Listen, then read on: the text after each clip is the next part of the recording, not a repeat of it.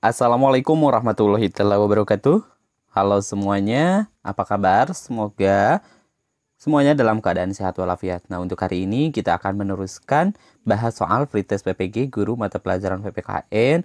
Insya Allah ini persiapan untuk pretest, untuk menghadapi pretest PPG di tahap 2 ini.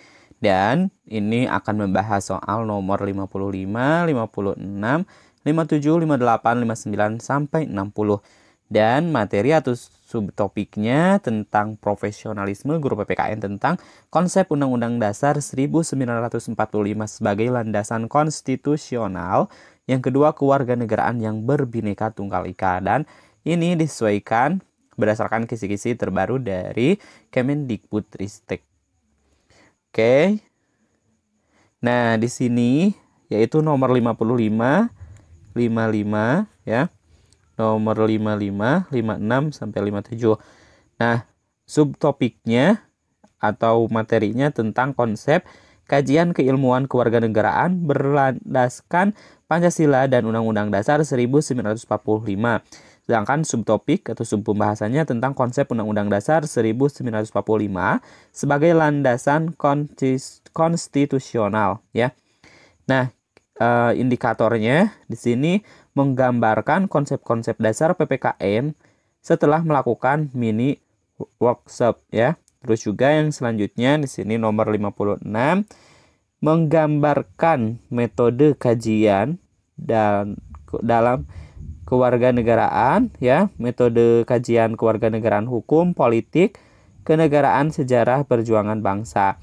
Dan ini nomor 57 yaitu nomor 57. Nah, nomor 57 yaitu menggambarkan kontribusi kajian ilmu hukum dalam pendidikan kewarganegaraan setelah melakukan inquiry perpustakaan atau kepustakaan. Ya, kisi-kisi selanjutnya yaitu kisi-kisi atau indikator nomor 58, di mana indikator nomor 58 ini submaterinya atau subtopiknya itu tentang kewarganegaraan yang berbineka tunggal ika. Sedangkan indikator nomor 58 ini membuktikan bahwa semboyan Bhinneka Tunggal Ika ini adalah fakta kehidupan bangsa Indonesia yang akan tetap relevan dalam kehidupan Indonesia pasca modern setelah melakukan mini riset. Yang selanjutnya indikator nomor 59 ya, indikator nomor 59 ini yaitu indikatornya di sini menguasai semangat kewarganegaraan Indonesia agar menumbuhkan rasa patriotik dan rasa persatuan dalam bingkai bineka berbangsa dan bernegara. Yang terakhir, indikator nomor 60 yaitu mempresentasikan bahwa semboyan Bhinneka Tunggal Ika ini tetap relevan dalam kehidupan Indonesia pasca modern setelah melakukan diskusi. Oke, nah contoh soalnya nomor 55. Konstitusi Indonesia atau Undang-Undang Dasar 1945 dibentuk agar hak-hak asasi manusia dan di dalamnya hak-hak warga negara turut terjamin dan dilindungi oleh negara terutama penyelenggaraan negara. Serta yang paling penting adalah dengan adanya kesadaran konstitusi yang tinggi dari para warga negara akan memiliki kontribusi penting bagi kontrol terhadap jalannya kekuasaan yang sehat dan kuat. Keberadaan Undang-Undang Dasar 1945 sebagai landasan konstitusional bagi bangsa Indonesia dalam kehidupan bermasyarakat, berbangsa dan bernegara. Bagi warga negara tentu harus berperan aktif untuk turut memberikan pengaruh dalam segala kebijakan pemerintah.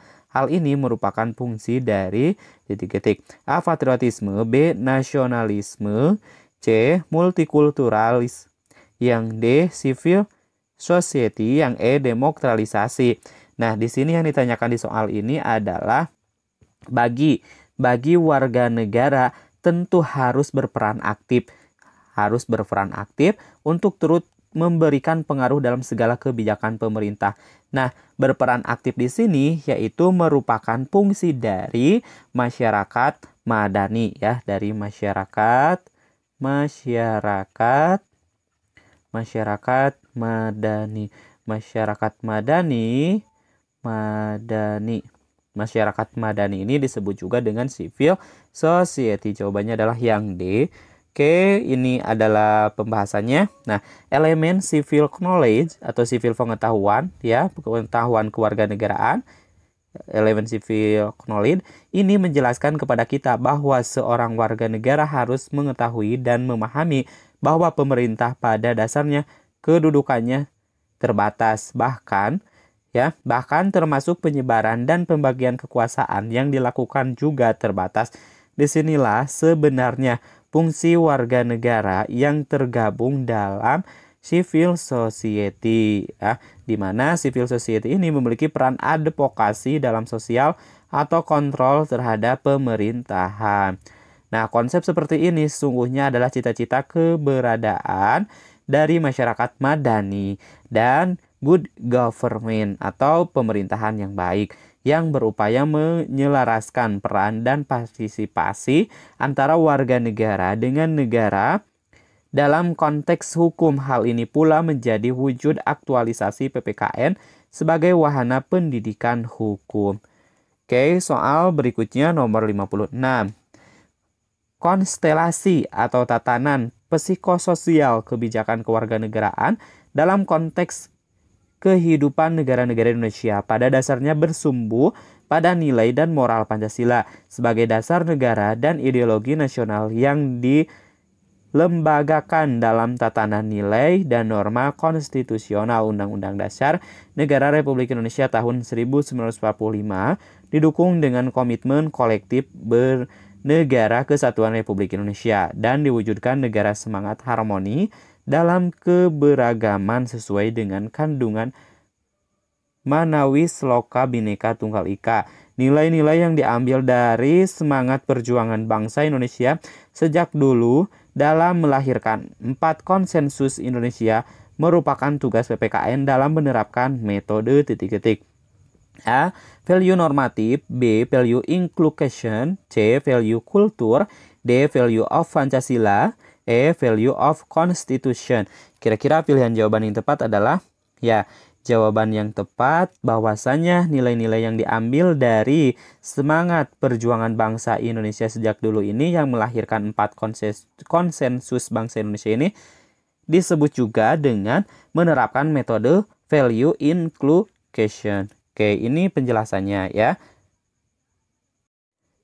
Nah, upaya mengembangkan kebijakan warga negara dalam pembelajaran PPKN sendiri, muatan sejarah perjuangan bangsa Indonesia banyak dikaitkan dengan upaya kontribusi 4 konsensus Indonesia, yaitu 4 konsensus Indonesia itu adalah Pancasila, ya, terus juga Undang-Undang Bhinneka Tunggal Ika dan Negara Kesatuan Republik Indonesia atau NKRI.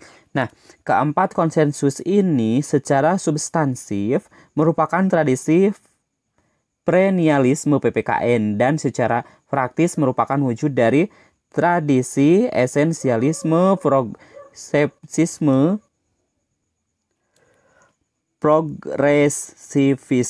dan konstruksionisme PPKN di sekolah. Tradisi-tradisi ini mengharuskan seorang guru untuk mampu menerapkan pembelajaran PPKN yang dapat membentuk kultur unity peserta didik dengan metode value inclusion. Jadi metode yang tadi ini disebut juga dengan value inclusion yang terfokus pada urgensi atau kepentingan sejarah perjuangan bangsa Indonesia sebagai wujud pembentukan sikap patriotisme dan juga nasionalisme warga negara. Oke, soal berikutnya nomor 57.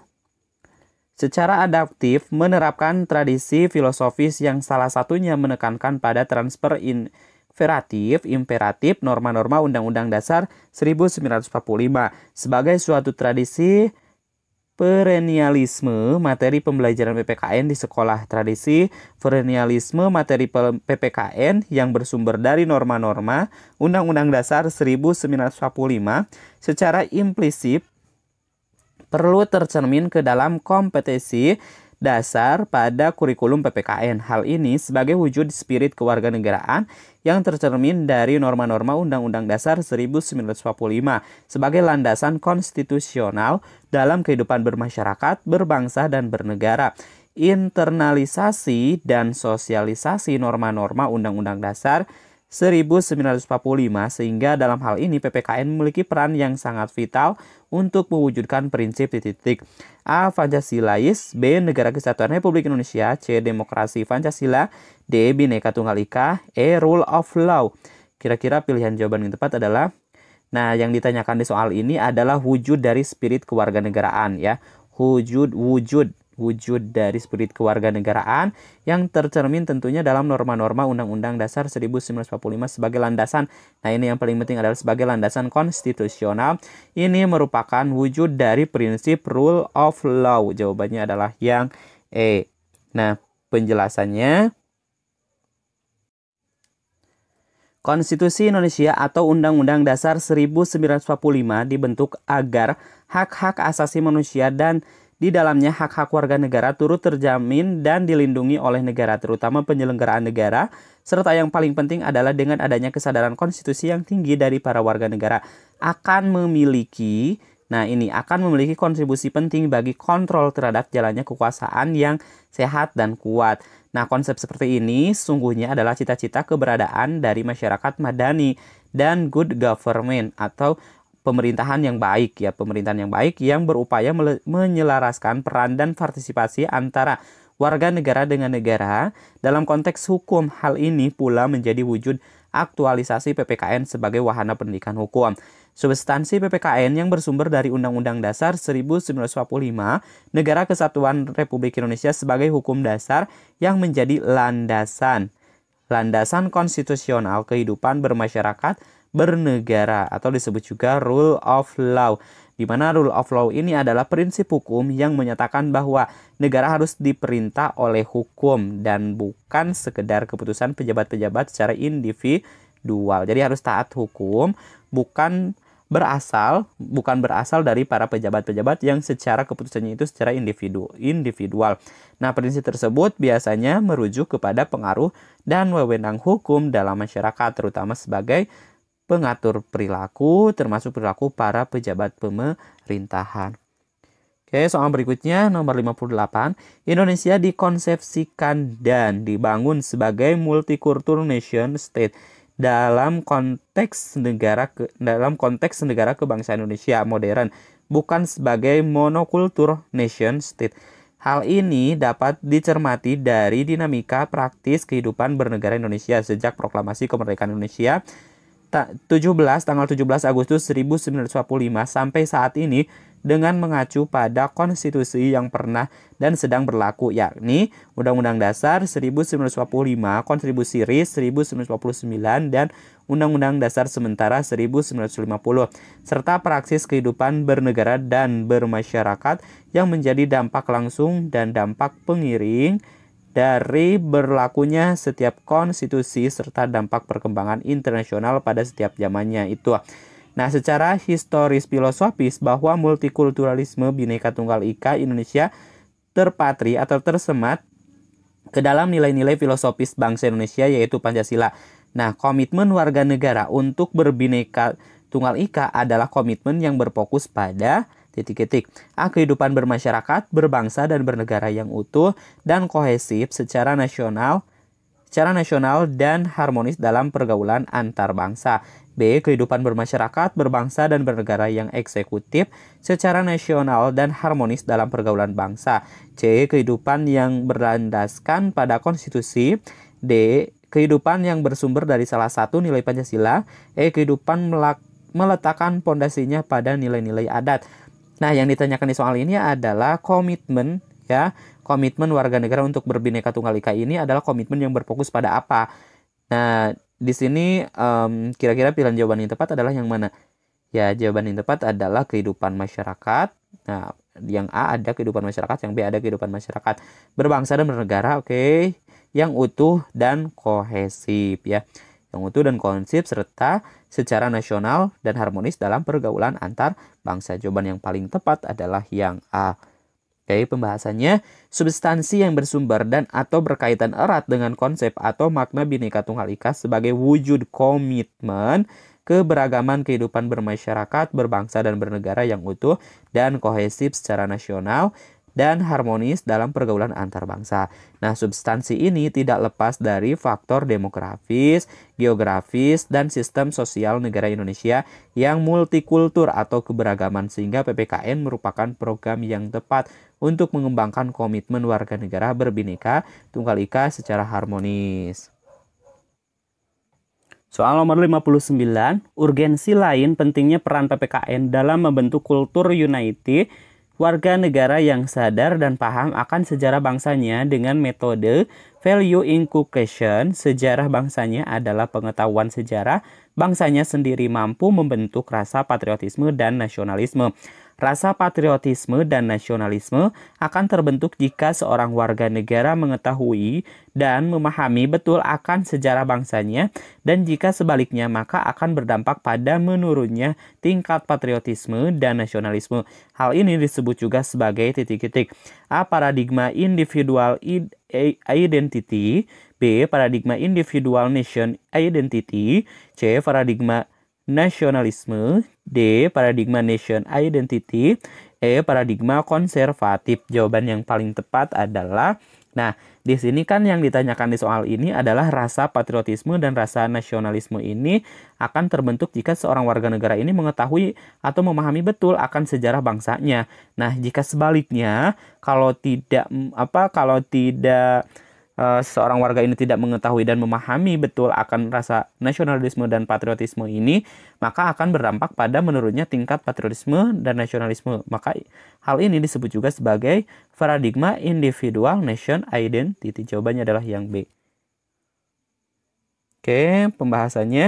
Nah, rasa nasionalisme dan rasa patriotisme dan nasionalisme dapat terbentuk jika seorang warga negara mengetahui bentuk akan sejarah bangsanya, dan jika sebaliknya maka akan berdampak pada menurunnya tingkat patriotisme dan nasionalisme yang disebut juga dengan istilah individual nation identity atau identitas nasional individu, ya. Nah, berdasarkan kerangka konseptual kompetensi PPKN, maka inti dari dimensi kepribadian seorang warga negara adalah civic virtue atau kebijakan atau kebajikan warga negara.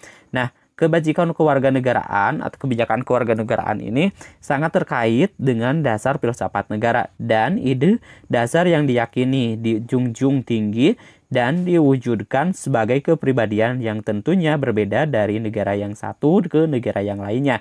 Karena memang setiap negara bangsa memiliki sejarah, geopolitik, ideologi negara, konstitusi, dan konteks kehidupan masing-masing. Karena itu bersifat unik atau khas untuk mewujudkan keutuhan pribadi warga negara.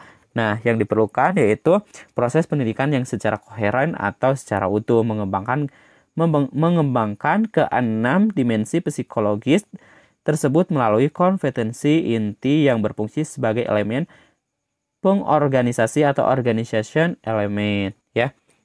Oke, soal berikutnya nomor 60, soal terakhir di video ini, ya. Dimana masih ingat kisi-kisi atau indikator dari soal nomor 60 ini adalah mempresentasikan bahwa semboyan Bhinneka Tunggal Ika ini tetap relevan dalam kehidupan Indonesia pasca modern setelah melakukan diskusi. Nah, contoh soalnya, Bhinneka Tunggal Ika sendiri adalah sebagai moto negara yang diangkat dari penggalan Kakawin Sutasoma, karya besar Empu Tantular pada zaman Keprabonan Majapahit, yaitu pada abad ke-14. Secara harfiah diartikan sebagai bercerai-berai, tetapi satu moto ini digunakan sebagai ilustrasi dari jati diri bangsa Indonesia yang secara natural dan sosial kultural dibangun di atas keanekaragaman, yaitu anekaragaman etnis, bahasa, budaya, dan yang lain-lain. Nah, jika dikaji secara akademis, Bhinneka Tunggal Ika ini ya tersebut dapat dipahami dalam konteks konsep generik multikultur atau multikulturalisme. Sumber multikulturalisme kebinekaan Tunggal Ika ini bangsa Indonesia terletak pada titik-titik: A. Nilai-nilai budaya, B. Nilai-nilai kebangsaan, C. Etnosentrisme, D. Nilai-nilai adat istiadat, E. Nilai-nilai Pancasila. Jadi yang ditanyakan di sini adalah sumber dari multikultur atau sumber dari keberagaman, ya. Keberagaman Bhinneka Tunggal Ika ini yaitu terletak dari apa? Ya, terletak dari budaya. Berarti Jawaban yang tepat adalah nilai apa? Yaitu nilai-nilai budaya. Jawabannya adalah yang A. Oke teman-teman, untuk pembahasan kita dicukupkan sampai di sini dulu, dan insya Allah nanti kita akan belajar bareng lagi di video selanjutnya. Kami akhiri, semoga bermanfaat. Assalamualaikum warahmatullahi wabarakatuh.